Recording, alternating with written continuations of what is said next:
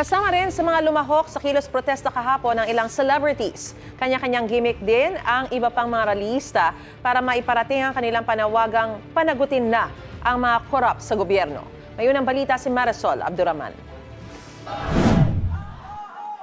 Placard o streamer, maging sa mga suot na t-shirt, nagsusumigaw ang panawagan ng mga nagprotesta para sa trillion peso march sa People Power Monument. Ang panagutin ang mga corrupt. Ang iba, idinaan sa costume.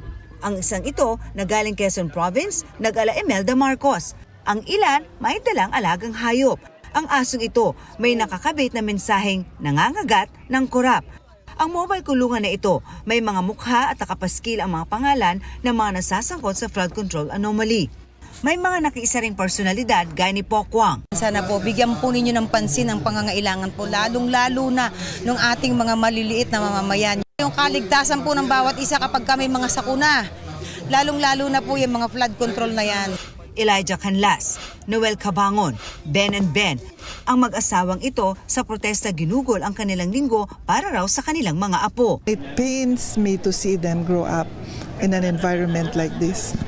Sobrang unfair because we work really hard. There has to be results and results should be seen now. We cannot delay. Balik EDSA naman ang dalawang ito na parehong naging bahagi ng 1986 EDSA People Power Revolution. I am for the country. Gusto ko rin na mag-people power. Just like in 1986. If there is a need for people power, why not? If it is for the country, I am for it. Marami pa rin akong apo na pwedeng makinabang sa pagbabago. Corruption din. Yung pagbabago kasi nasa ganito na yan.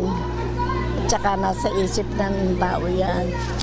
Ito ang unang balita.